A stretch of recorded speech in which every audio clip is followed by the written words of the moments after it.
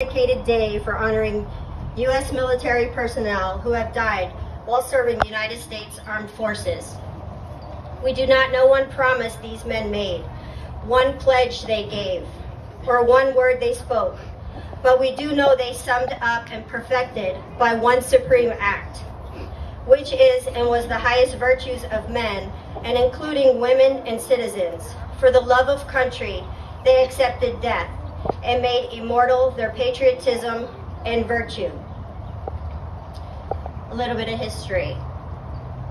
3 years after the Civil War ended, on May 5th, 1868, the head of an organization of Union veterans called the Grand Army of the Republic, the GAR, established what was called the Decoration Day as a time for the nation to decorate the graves of the dead from war with flowers, which is now known as Memorial Day. It originated in the years following the Civil War and became an official federal holiday in 1971, which had the highest death toll with over 500 to 620,000 fatalities. The precise number is still unknown. Many Americans observe Memorial Day by visiting cemeteries or memorials, holding family gatherings, participating in parades, honoring and mourning the U.S. military personnel who died while serving in the United States Armed Forces. This national event galvanized efforts to honor and remember fallen soldiers that began with local observances at burial grounds in several towns throughout the United States following the end of Civil War. One of the earliest Memorial Day commemoration on record, if accurate, was May 1st, 1865.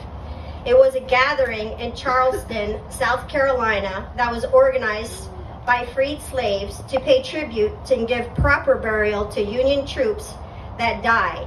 They held a parade and put flowers on the graves of the Union soldiers who had helped liberate them, along with some missionaries, held in a posh country club and a racetrack that was turned into a prison for these Union soldiers. Look for a book called Race and the Reunion. It's a story lost in history. Many people still do not know about the poppy flower, which I saw some of you here today wearing. The poppy became a symbol of remembrance and hope for over 100 years for a peaceful future in the aftermath of the First World War. Poppies are worn only on Memorial Day in remembrance of the scores of men and women who have died fighting for this nation.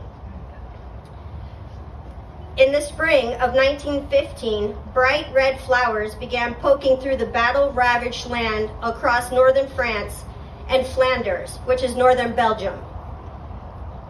Canadian Lieutenant Colonel John McCrae, who served as a brigade surgeon for an Allied artillery unit, spotted a cluster of these poppies shortly after serving as a brigade surgeon during the bloody Second Battle of Ypres.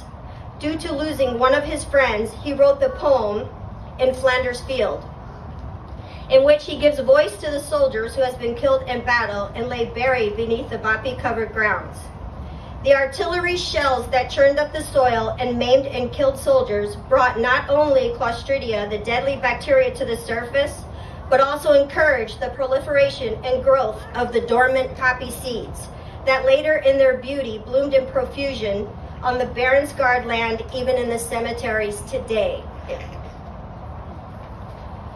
Memorial Day is commemorated at Arlington National Cemetery each year with a ceremony in which a small American flag is placed on each grave.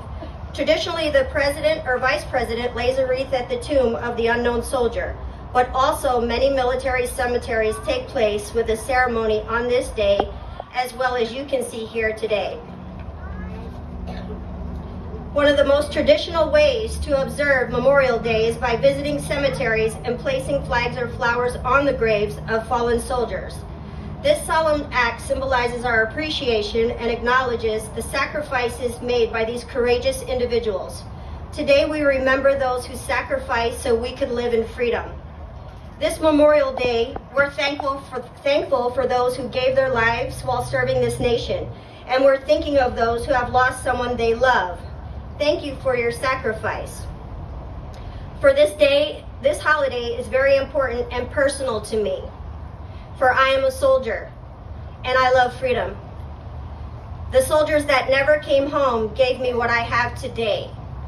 Freedom for my friends, freedom for family, and freedom for country.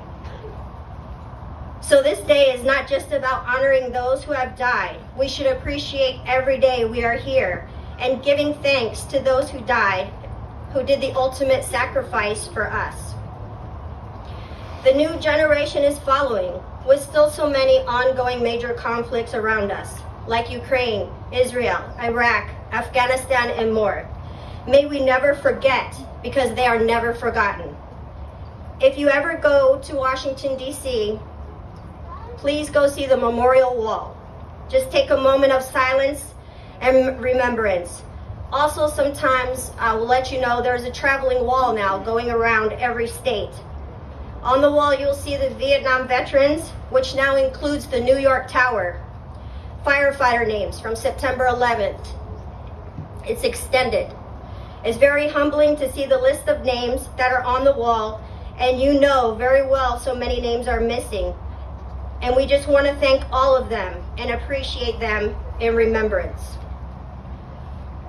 Do not crumble under the weight of the loss we have gone through. Use it. Make this world a better place and live the life you decide. Declare yourself independent from the grieving.